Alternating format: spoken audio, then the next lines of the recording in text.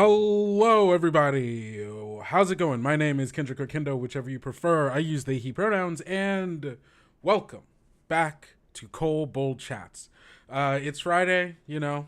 It's the same thing every week, right? We're at the end of the week, middle of our day. Maybe you're doing lunch, maybe you're just hanging out, you know. Who's to say what you're doing? But I hope whatever it is, you are having a decent time. You know, we here over in the Warrens, we're busy. We have a lot of stuff that's kind of going on all at once. We got Gen Con next week. We just dropped a supplement earlier this week. First published supplement for TOV, adding more lineages and heritages. We'll be looking at that later. Don't worry. But we've got so much stuff. We've got so much stuff that we're doing. And even more in the future, you know, maybe we'll be dropping stuff next week. Who's to say? But regardless of what we've got going on, I hope you all are having a good time. And I'm glad that you're here with me to talk more Kobold Press stuff, because we got a lot of it. So let's just get right on into it. So, Gen Con, it's next week. We leave Tuesday to go set up stuff Wednesday, and then we're gonna be there Thursday through Sunday, y'all. Gen Con, I hope we're gonna see a lot of you there, cause I'm hoping it's gonna be great. It's my first Gen Con. I've said it before. I'll keep saying it. I'm excited to see all of you, all of these wonderful people in like the ttrpg space, being able to buy some books, some dice, hang out, see panels, watch live shows. It's gonna be great. Everything I've heard about it is that it's incredibly chaotic, really, really packed, and also a hell of a lot of fun. So, you know, if that's what it's going to be, that's what it's going to be. I'm excited for it. You can find us at Gen Con at booth 121 over in the exhibitor hall. So if you want some Kobold Press books, some Kobold Press, you want pins, you want stickers, you want a Swobold Benny. I don't know if we still have them. You want Tome of Beast 3 dice. You want any of our vast collection of books that we're going to have, then we may have Swobold. Thank you, Kim. We may. Or you could get the cool fire and the fan roll fire and ice dice. Where are mine? I don't know where they are right now. Oh, actually, I do know where. Hold on. There it is. Or you could get one of the Witch's Brew dice. I love these bad boys. These are so good. They're gorgeous. Absolutely gorgeous. Liquid core. You know, it's got a little bit of like a Witch's Brew thing going on in there. And then the green and gold. It's got liquid gold. It's got liquid gold in there. Only from Kobold Press and Fan Roll.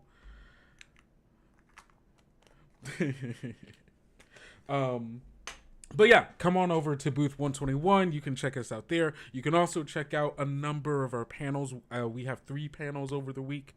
I believe we have the Kobold panel to role playing, which is going to have it's going to be Dave Walters, Stella Luna TV, Candace, April Ray Gunn, and me. Of course, I'll be hosting, or is that what you call it? Yeah, I'm moderating. There we go. Moderating that panel.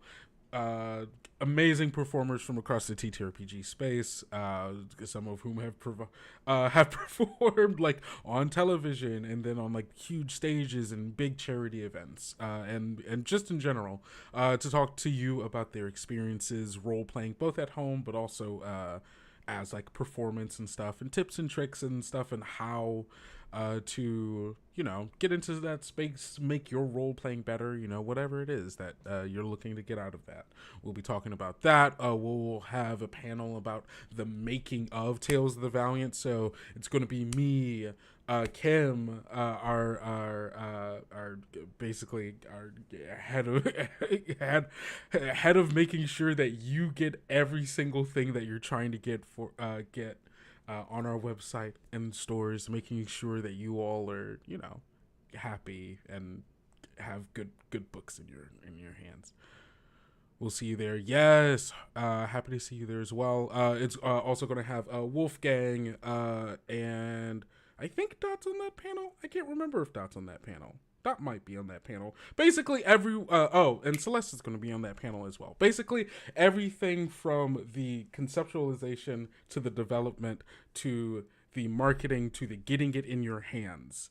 And the playtesting as well. Everybody who's been a part of that process is going to be on that panel to maybe answer some questions and, give you a sense of what it really, really means for us to go from a third-party publisher to a first-party publisher with Tales of the Valiant. And then we'll also have an art panel with Mark, our art director, but also the art director for Hit Point Press, the art director for Hunters Entertainment, and the creative director of Bad House RPGs, which is a actual play channel, and their creative director has done has worked for a variety of those companies as well. I think primarily Hunters Entertainment, and then also freelance here or there to tell you what it's like to work in art in TTRPGs, what it takes to make art for books, and how that helps make them more a fuller product, giving you more value and inspiring you in all the many ways that you want to tell your stories. But also, if you are an artist and looking into, how do I get into that space? What is how do I build my portfolio? What is it that art directors are looking for people looking to get into the industry, and how to how to grow your craft and stuff. It's gonna be cool. It's gonna be great. So we'll see you all at Gen Con. Next thing I have for you, Christmas in July. We talked about it last week, but I'm going to talk about it again because it's still happening. It didn't stop. You could go over to DriveThruRPG and Roll20 to go take part in the Christmas in July sale. I believe on DriveThruRPG, you can get discounts up to 40% off. On DriveThruRPG, and of course it's a bunch of Kobold Press stuff, but it's also thousands of other products, so do not miss out on that. I have a link for you as well. Bam, look at that. You can go and get it right now. So that's the DriveThruRPG one, and I think on Roll20 you can get discounts up to 80% off, which is wild. Absolutely wild. It's just a nice summertime deal, You could get so much stuff. There's so much stuff. And a bunch of things that I didn't even know that we had. Again, monster tokens, didn't know we made those. So I'm learning things about things we've done in the past and maybe we'll continue to do in the future. And so many adventures, Cat and Mouse, the Margrave Player's Guide, Shadows of the Dust Queen. The original Tome of Beasts. This is the cover of the book that I got when I first got into Kobold Press's stuff years and years ago. And you can go check out all of that on the links that I just sent you. So go check it out. Yeah. All right, next up, we are talking about the Kobold Press blog once more. We have another monster mix. As you all know, I love our blog. There's a lot of cool things on here, so we're going to check this out before we get into the big thing, which is, actually, before I do that, I'm going to skip on down. On D&D Beyond, next week, I believe next Tuesday, you can get Book of Ebon Tides. One of our, hold on, do I have Book of Ebon Tides? I think I do. No, I don't. I would love it, but I don't have it. Book of Ebon Tides is a one of basically a two-part series. There's Book of Ebon Tides and then Tales from the Shadows. Book of Ebon Tides basically is a toolkit to give you the power to make stories, campaigns, adventures, whatever in the shadowy realms of the Fae. It's got Fae politics. It's got weird shadow magic. I think a decently sized pantheon of of deities for the Shadowlands. And you could get it on D&D Beyond next Tuesday. So be on the lookout for that. We'll be talking about it on socials, all of that good stuff. All of that great stuff. Let's get to this Kobold block. Monster Mix. So we talked, I think the last time we looked at this, you showed off Campaign Builder last week. Name news. When we will get our hands on a PDF. I need my Bright Fae lineage. Soon. There we go. Hello, glad to catch this live. Eager for any new Midgard lore specific content. I love the book Tide's been mining it for a game that I've been running. Ooh, that's fun. Oh, so Bishop, to your Midgard lore specific content. Speaking of the blog, I'll come back to this. But on our blog, we basically, I think we release something every Monday over on the Kobold Press blog. You can see that just this past Monday, actually, there was another lineage and heritage that came out. The Ratfolk lineage that's specific to the lore of Midgard. So if you I'll put this link in here so it's easy for you to find. Also easy for anyone else to find. Every Monday, basically, we drop something new for Midgard on the blog. So if you are really, really eager for Midgard content, the blog is right there. And also, you get some another TOV lineage and how many heritages? Just one? Just the one? Oh, you get a heritage and a background. Oh, that's so cool. So yeah, there you go. But we're not talking about this one today. We're going to go to Monster Mix, go into the dog. So last time we talked about this. Been checking on Midgard Monday religiously every week. Are there any setting up a new Midgard lore book with TOV links? I cannot comment on that. Is it because I don't know? Is it because I do know something? Is it because there's a secret that we're waiting on? Who's to say? Who's to say? I love Midgard and look forward to Midgard Mondays every week. Happy to hear it, Jacko. But yes, I cannot comment. Monster Mix. So last time we did this, we were talking about the heat worm, which was a giant purple worm with wings, I believe. Are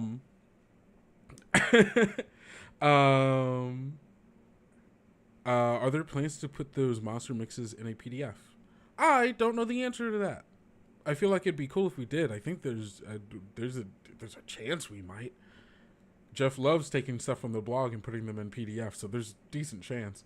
What was I saying? We talked about the heat worm. It was a giant purple worm with wings. There was another thing that also had wings. It was also, I think it was a remoraz. I think. Yeah. But this time, we're talking hounds. This time, canines in the real world have undergone years of breeding and crossbreeding to create desired results for specific tasks. So it follows that magical canines would have seen the same selective crossbreeding. It was a remoraz. Thank you. Hey, see? I've got something up in here. And it's kind of a brain. The hunting phantom. This shaggy brown canine stands unusually tall. Its eyes demonstrate intelligence and malice. Loyal Fey hounds. Blink dogs have a streak of independence, making them less reliable hunters. So Fey nobles mixed in warg devotion, replacing goblins with themselves to create hunting phantoms.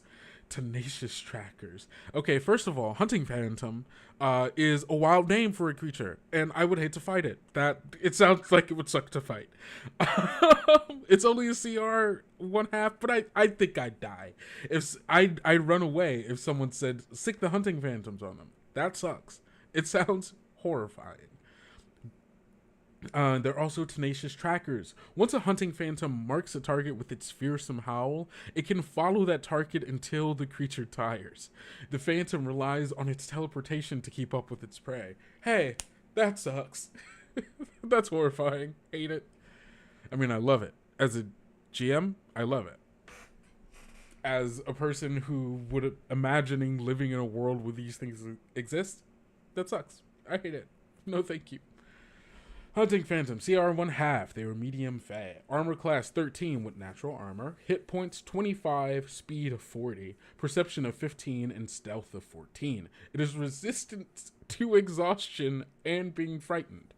It also has Fey Resilience, which makes it resistant to being charmed and unconscious.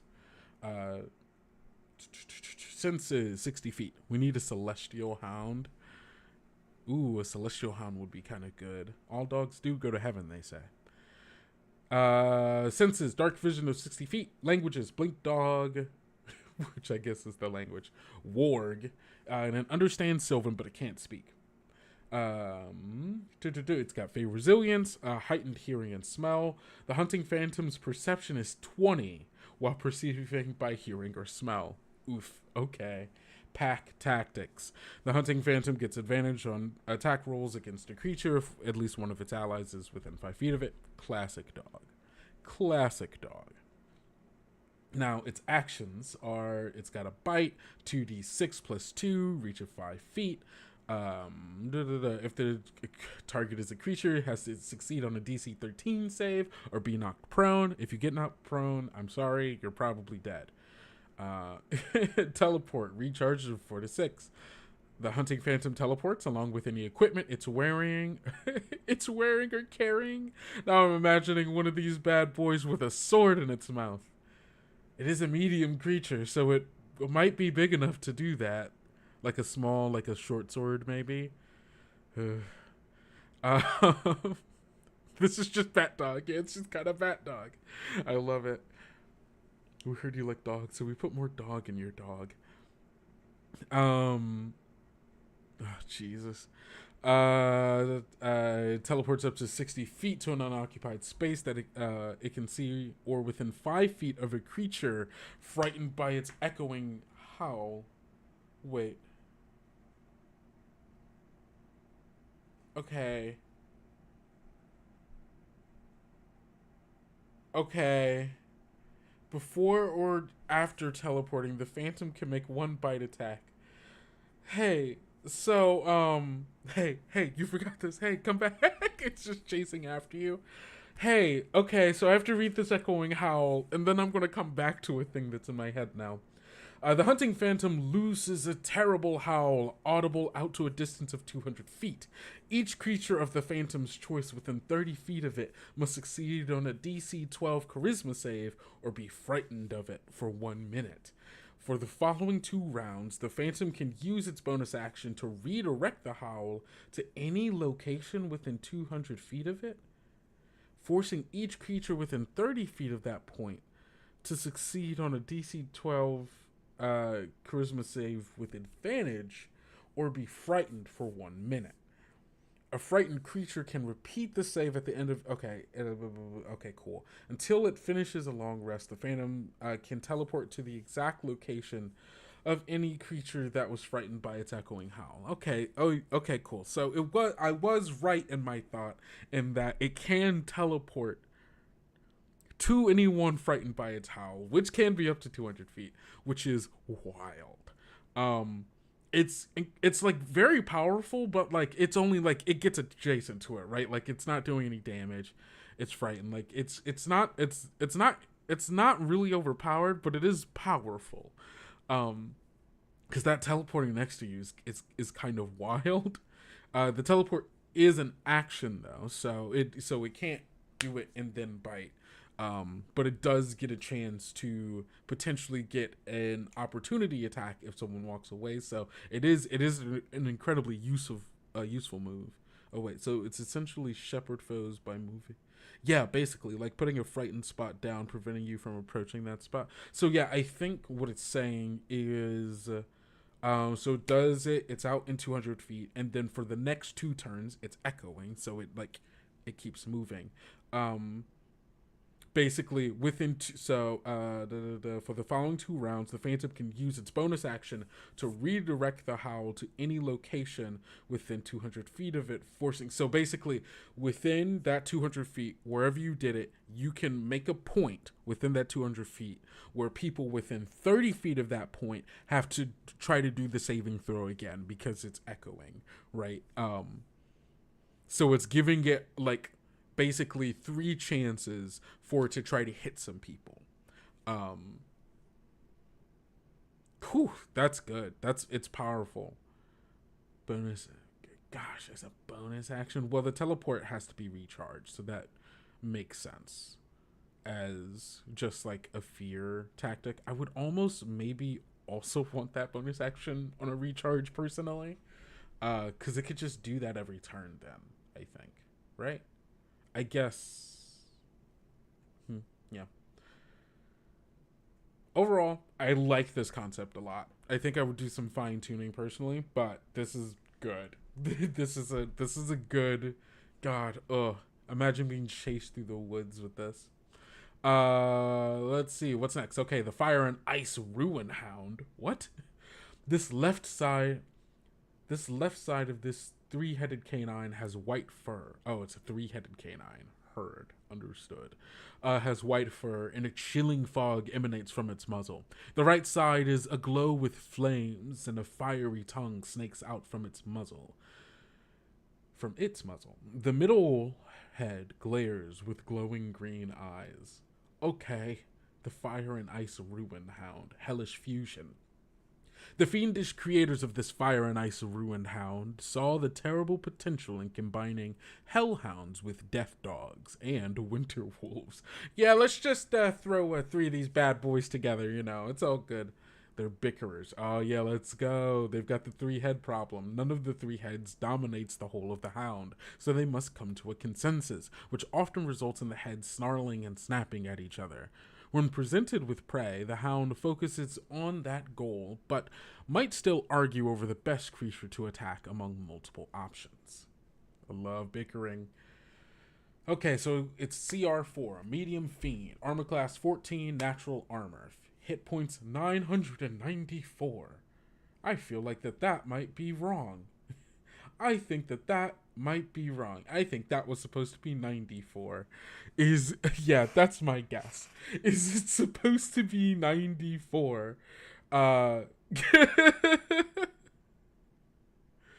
my god. That makes sense. It's got a speed of 50. Watch out running out from that one. Perception 15, stealth of 13. It's cold, or it's got resistance to cold and fire. Makes sense because of the 2 things. And it's got multiple heads. Ooh, does that give it resistance? Ooh, okay. Senses dark vision 90 feet. Understands common, giant, and infernal, but can't speak it. Makes sense. It's got a strength of 13, dex of 1. Oh, I forgot to read the stats for the last one. Dex of 1, a con of +4, int -2, because it's always arguing. Wisdom of +1, and a charisma of -1. Heightened hearing and smell. Hellhound's perception is 20 when perceiving by hearing or smell. Good luck trying to get away from this one. Multiple heads. The hound has 3 heads and resistant to blinded, charmed, deafened, frightened, stunned, and unconscious conditions. Oh, I guess because each of them you would have to do all 3 of them, which is why it's resistant. That makes sense. Ah, that's cool. Pack tactics. The hound has advantage on attack rolls against a creature if at least one of the hound's allies is within 5 feet of the creature and the ally isn't incapacitated. Classic pack. Classic dog. Classic dog. We all know what God is spelled backwards, and now we found it. Yes, this dog is God. System shock. A creature that takes cold and fire damage from the hound during the same round must succeed on a DC 14 con save or become stunned for 1 round. Oh, that's interesting. I kind of love that. This is very reminiscent of like video game mechanics of where it's like you have a 1-2 combo, and if you hit it with one of them and then you hit it with the other one, they like get stunned. Right now in my brain, the only thing I can think of is League of Legends. playing Brand, but I'm sure there's other stuff like it. I like that a lot. That's cool. Is this one of the reasons you thought not all dogs are good boys? Exactly. This Fire and Ice Ruin Hound, this is not a good boy. This is a very bad boy. A very a very rambunctious boy, this one. Actions, multi-attack. The Hound makes one fiery bite attack, one frosty bite attack, and one pestilent bite attack. If the Hound hits the same target with 2 melee attacks, it inflicts an additional 1d8 piercing damage as the 2 sets of jaws rend the target. Ooh, this is a good boy. He's just misunderstood. I don't think I'm misunderstanding this one. This seems like a pretty bad boy. Maybe he's a good boy. You know what? Maybe I'm wrong. Maybe I'm wrong, and this is a very good boy. But as I'm seeing it right now, I don't know. This seems like kind of a gnarly boy. Fiery Bite is 1d8 piercing plus 2d6 fire. Frosty Bite, same but cold. Ooh, but the Frosty Bite, if the target is a creature, it has to... Oh, interesting that it's only for the Frosty Bite. If the target is a creature... I mean, thankfully it's only for the Frosty Bite, because if it was both of those bites, that would suck. That would suck. Because then the multi-attack, boom, boom, ugh. I would maybe almost also want to give the Fiery Bite something, since Frosty and Pestilent get something. If the target is, so it gets knocked prone for the Frosty Bite. The Pestilent Bite, 1d8 piercing. If the target is a creature, has to succeed, a disease. Excuse me, a DC 14 con save to contract a disease. Until the disease is cured, the target is poisoned, and every 24 hours that elapse, the infected creature must repeat the save, reducing its hit point maximum by 2d6 on a failure. Oh, jeez. This reduction lasts until the creature finishes a long rest after the disease is cured. Oh, the creature dies if the disease reduces its hit point maximum to 0. Whew. Oof. You don't want to get bit by that. Fire Breath, recharge of a 15-foot cone, DC 14 dex save, taking 5d8 fire damage on a failed save, and then Frost Breath. Yeah, Frost Breath is that, but cold.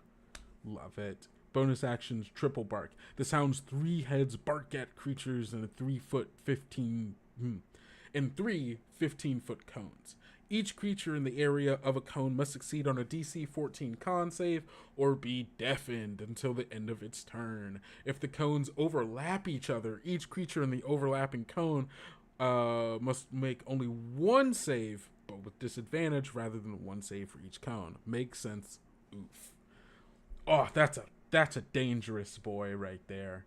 That's a dangerous, dangerous boy. You do not want to catch this boy on a bad day. This boy built different, yes. Built bad. Built bad and ready to eat. Gosh. I love both of these. Oh, the Hunting Phantom. Oh, it's just so cool. They're both cool. They're both really cool. I love it. Did I put I don't know if I put the link for this. You can go check this out over on the Kobold Press blog right now. This, and you can check out these really dangerous bad boys. Who did this? Mike Wellham. Oh, hey, that's so funny. I didn't even read that. Thank you so much, Mike. This is. I'm feasting on these bad boys, and I'm ready to. Oh man. I'm just imagining player reactions to the Hunting Phantom. Be so good. It'd be so good. Okay, so moving on from the blog, the last thing we have on here. The dog chef. That's so good. What was I saying? The next thing that we are doing, we're talking about the Lineages and Heritages supplement for Tales of the Valiant. This just came out. I want to... Oh, nope. Wrong thing. Clicked on the wrong thing. There we go. This just came out incredibly recently. Like, this week. I think 2 days ago. I think it came out on Wednesday. You wanted more lineages for Tales of the Valiant, and we brought you some. Also heritages as well. Every new character is an opportunity to tell a new story.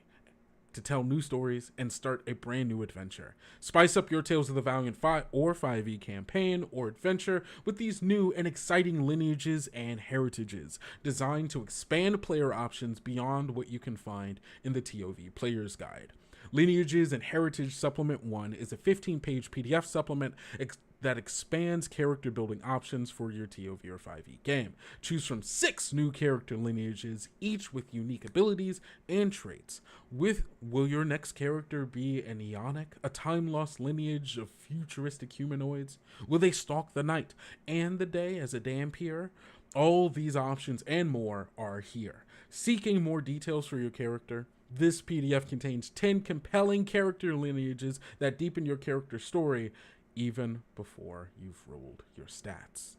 Tell your tale your way with new character options of Lineages and Heritages Supplement 1.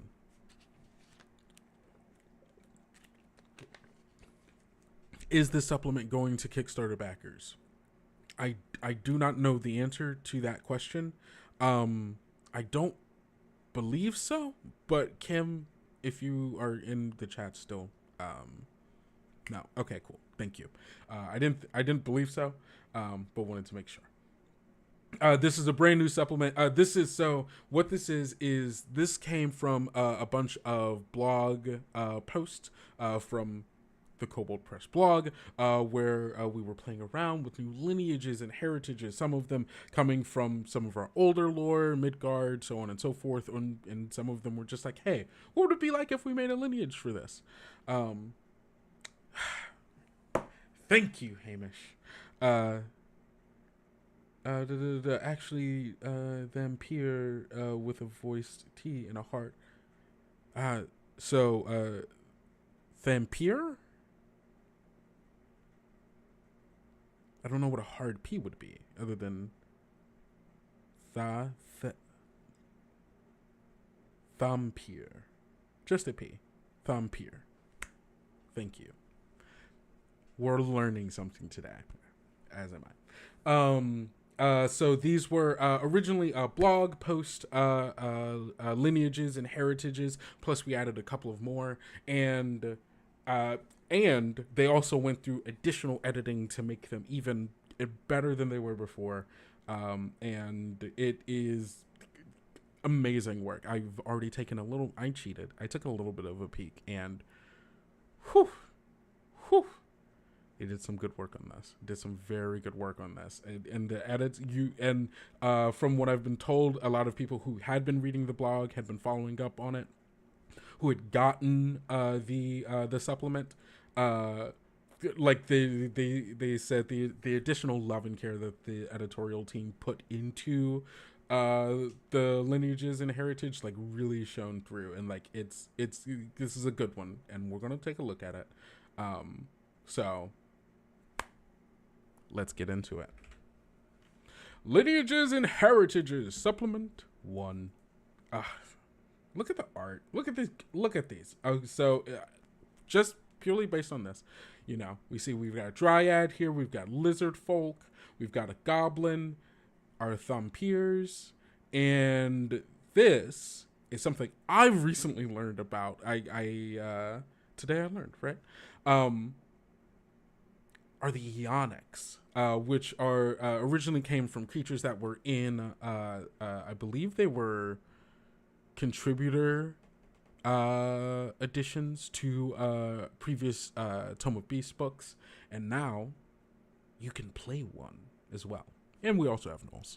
Gnolls are cool. That wasn't me dissing on gnolls. It's just I wanted to point out the Eonic. That's all. I have nothing against gnolls. Gnolls are cool in my book. Tome of Beasts 1, thank you. No, why are you dissing gnolls? Don't diss gnolls. What did they do to you? Whew. Okay, so an introduction. So this is just, Tales of the Valiant. These are our lineages. Any lineage can work with any heritage, but some lineages go more naturally with certain heritages. The common heritages by lineage table shows which ones match up if you want to play a more quote-unquote typical character. The heritages listed in this table, but not found in this book, can be found in the Player's Guide for Tales of the Valiant. So, vampires can be cosmopolitans, sponsored. What is sponsored? Okay, I guess we'll get to that. And supplicant. Dryads, grove, mangrove, regent, and pine scion. Eonics, diaspora, nomadic, or salvager. Gnolls, badlander, junker, salvager. Goblins, aerobat. What? Okay, aerobat. Shadowlands, wastelander. Lizardfolk could be mudrunner, rain creeper, slayer. Ooh, rain creeper is such a good name. He wants to be eaten. Rain creeper's a good name for heritage or just in general. Okay, so first up, we've in our lineages we have the Thampir. Thampir. I'm trying to get used to saying the word. It's so weird saying it the right way, and I will say it the right way. I'll try to.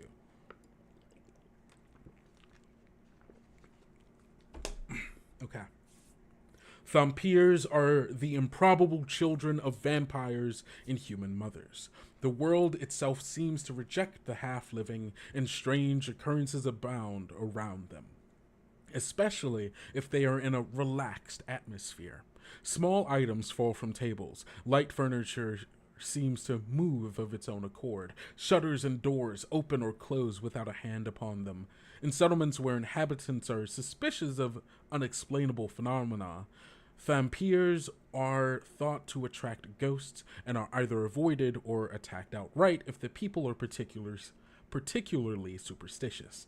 People who interact with Thampirs have strong subconscious feelings about them. They either find them compelling and seek to be near them, or they are repulsed and find the earliest opportunity to leave their presence. It's rare for a living person to meet a Thampir and feel nothing but about their new acquaintance.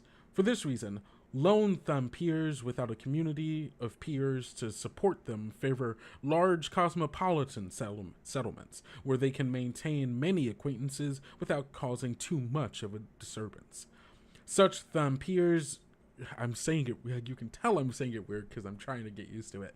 Such Thampirs who do not live adventurous lives gravitate towards work they can do in the evening or at night, and that allows regular casual contact with the public. As the children of humans, Thampirs run the range of human height, though they tend to be lean. Females are markedly slighter than males. Their hair and skin tones similarly run the human range, though their hair tends to be vibrant in color, while their skin is paler than a human of the same lineage. Thampirs are prone to sunburn. They favor hats and head coverings, and they wear clothing that leaves their little flesh exposed. Many even take to wearing gloves during the day. Even if not ostentatious, Thampirs generally prefer to wear finely made clothing that is kept in good repair. These are the most cursed people I have ever seen. These just bad things follow them everywhere. That's so interesting. And that's such a fun characterization thing to have to be able to play with, where it's like maybe things get a little worse based on their emotions, where it's just more small things, shutters shaking, you basically have a constant thaumaturgy around you in a way that I think can be kind of interesting. Thampirs mature in their late teenage years, but their aging slows upon adulthood, and they can live up to 750 years. Oh, there's two sizes. I love it when a lineage has two sizes. Your size is medium or small. As the children of humans, Thampirs vary in height and weight, but they usually grow to between 5 and 6 feet tall. 6 feet tall. And have a slight build weighing an average of 120 pounds. Oops, went too far up. Walking speed, 30 feet. Dark vision, up to 60. Dark thirst. Oh wait, can you just choose to be medium or small? That's interesting. Huh. Okay. I guess just cuz like you can be a shorter person. Huh. Okay. That's cool. I like that. Dark vision, 60 feet. You have short fangs that serve as a natural weapon. You can bite with your fangs as an unarmed strike, but you can do so only against an incapacitated creature or a creature you have grappled. Your bite deals 1 piercing damage, and if your target has blood and isn't a construct or undead, you can feed from it as a part of your attack. Your feeding deals necrotic damage equal to your charisma modifier, minimum of 1, and you gain temporary hit points equal to the necrotic damage dealt. Once you gain temporary hit points with this trait, you can't do so again until you finish a short or long rest. I like that. Vampiric resilience, you have advantage against disease, and you have resistance to necrotic damage. I like these. These feel like just vampiric enough to not feel like ridiculous. It's just like you are someone with this cursed lineage. No vampires, baby. Yeah, no vampires. That's kind of funny. Yeah. This is cool. One of my first characters that I made was a vampire when I was playing 4th edition D&D. And now I can make one again. I could remake that character if I wanted to. I could do that. I have that power now. Thank you, Kobold Press. Next up, we have Dryads. The land of the Fae, whether they are called the Summerlands, Wall Beyond, or the Plain of the Fae, or simply Fairy, lots of names for the place, are lush with thick, dark forest. Growing in these forests are innumerable heart trees, each of which serves as a Dryad's home and soul. To the casual eye, a heart tree looks like any other tree of its species, but a practiced observer can tell the difference between it and a mundane tree at a glance. Heart trees are slightly smaller than average, and they never show signs of pest, infestation, or disease. So long as a heart tree stands, its dryad can't permanently be stopped by death's cold embrace. Ooh, okay. There are no settlements, as mortals reckon them in the Fey homelands, but the dryads whose trees stand inside the boundaries of a forest consider themselves to be of the same community. They further divide themselves into neighborhoods based on the species of their tree rather than geographic proximity. Oh, that's cool. Eternian formed of the oldest adult, the youngest adult, and the median members of the neighborhood oversee all matters related to their species of dryad. There is little movement of the oldest members of each Turnian, but the other 2 members change often enough to keep the body from becoming stagnant. Each Turnian of a forest meets regularly, once every century or 2, to discuss matters important to the larger dryad community. Most dryads spend their immortal existences either alone or with other members of their neighborhood. Dryad adventurers are considered to be thrill seekers and daredevils by their community, and they are urged to go out into the mortal world to vent their exhilaration, lest their emotions infect others. These adventurers are keen to move among the shorter-lived races and experience the pace of their lives and the rapid shifts of their emotions. Oh, this is cool. Oh, that's so cool. I love that bit of dryad culture that was in there. That's cool. 60 feet of dark vision, speed of 30. Their size is medium. They get to about 5 to 7 feet tall. They reach adulthood around the 100th year and live up to 600 years on the material plane. On their home plane, dryads are immortal as long as their heart tree stands. Okay, cool. Oh, so does that mean your heart tree is in the Fae?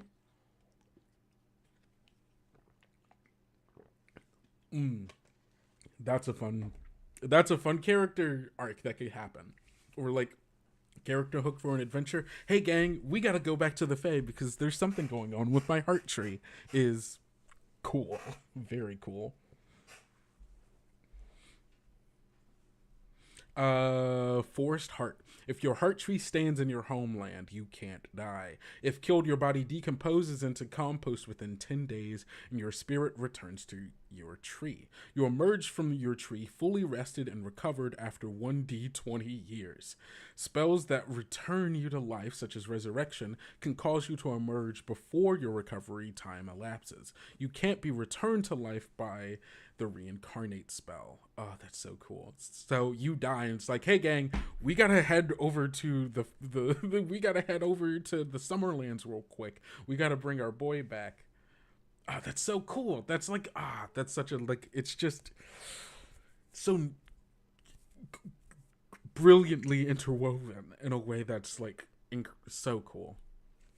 Natural magic. Your innate connection to the natural world gives you an affinity with plants and animals. You know the druid craft cantrip. In addition, you can understand and verbally communicate with beasts and plants. This works like the Speak with Animals spell, except it also applies to plants. A lich who makes his phylactery a heart tree. Hey bud. That's a wild thing you said. That's a wild thing you said. Oh, that's so good. That's so good. Hold on. I'm going to have cashews. I'm very hungry.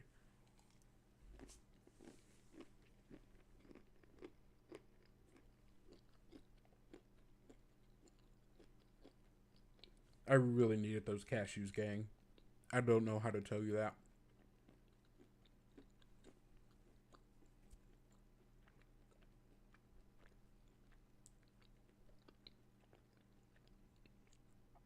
Okay, there we go. Wow. There's so much to work with the dryad in a way that's really, really cool. Tree step. You can use 15 feet of your movement to step into one living tree within your reach and materialize into an unoccupied space within 5 feet of a second living tree within 60 feet of the first tree. Both trees must be large or larger, and you can use this feature a number of times per day equal to your proficiency bonus. You regain all expended uses when you finish a long rest. Cashew heart tree. So true. God.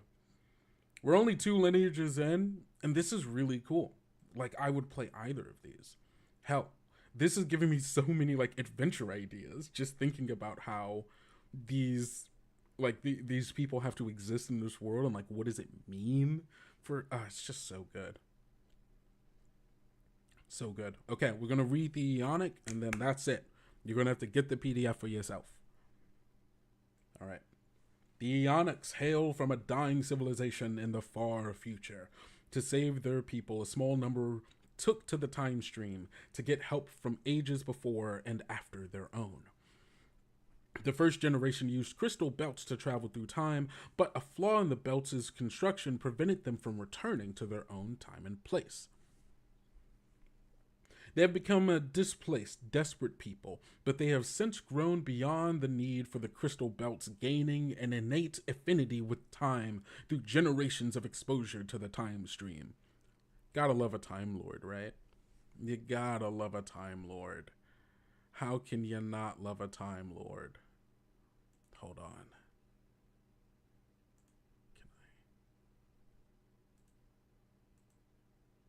Can I? No, I'm good. Okay, cool. Gotta love a Time Lord. Bow ties are very cool. Little is known for certain about the Ionic civilization. Their people had apparently eradicated disease, overcome the limits of mortality, and conquered socio-economic political ills such as war and oppression. The nature of the disaster that befell their civilization is likewise unknown, though some speak of a Nova Portal reality destabilization. Post-harmonic gravitic collapse, sunward drift, and other ominous-sounding, inscrutable things. Ionics are keenly aware of the flow of time, their past and future selves, and that disaster can befall even the strongest of societies. Once human, Eonics now look like mummified humans, as moving through and outside of time across generations has caused their skin and tissue to age at different rates. Did all that, but got lost trying to get home. So true, so true. Can't go back to Utopia. Sorry. You're stuck here in the worst past.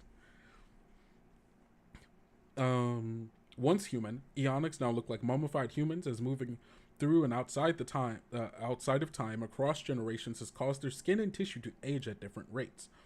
Brief flashes of the nearer past and future constantly flicker across their minds, causing many Eonics to speak in stilted, formal fashion and to punctuate conversations with long pauses as they sift through these flashes to the present.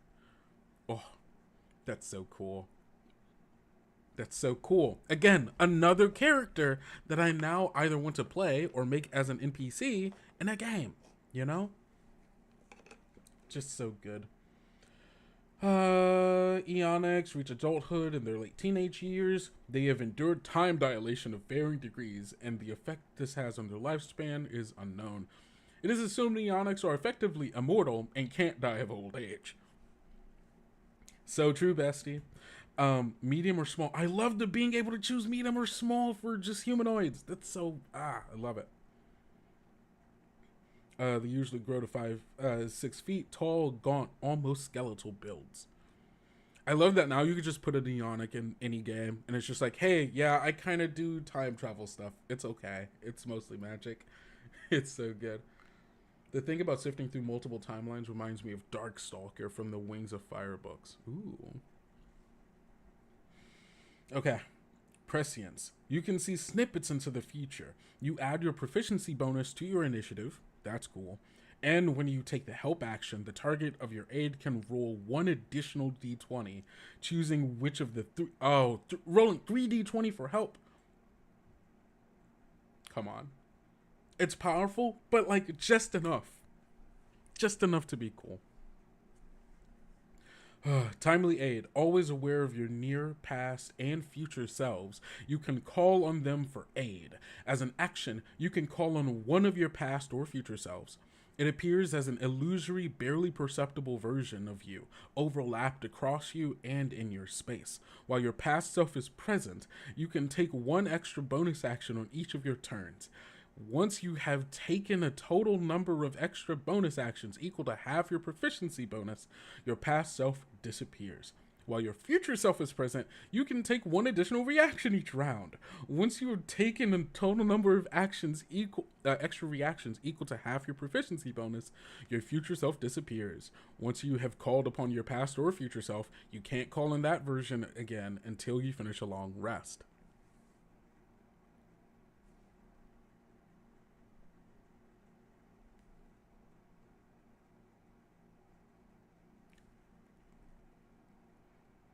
I don't know how many ways I can say that I think this thing is cool.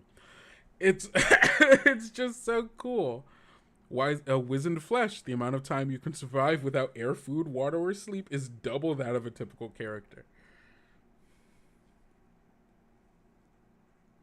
Imagine somebody could pass off just a lecture though. So true. So true. And then it's you from the future. Oh my god.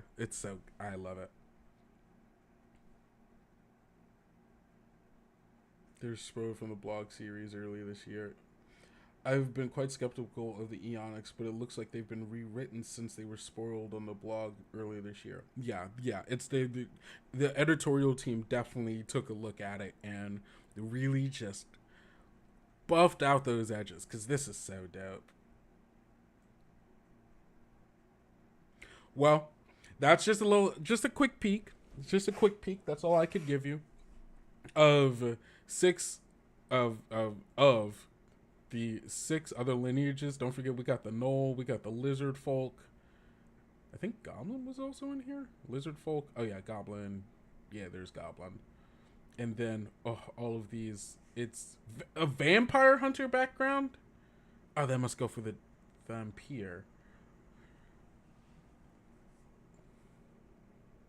Yeah, you're just gonna have to get this book. It's just a really good book, I think. Lineages and Heritages over on the Kobold Press store. Go get it right now. Amazing. Well, come here. Thank you all again so much for being here for another Kobold Chats.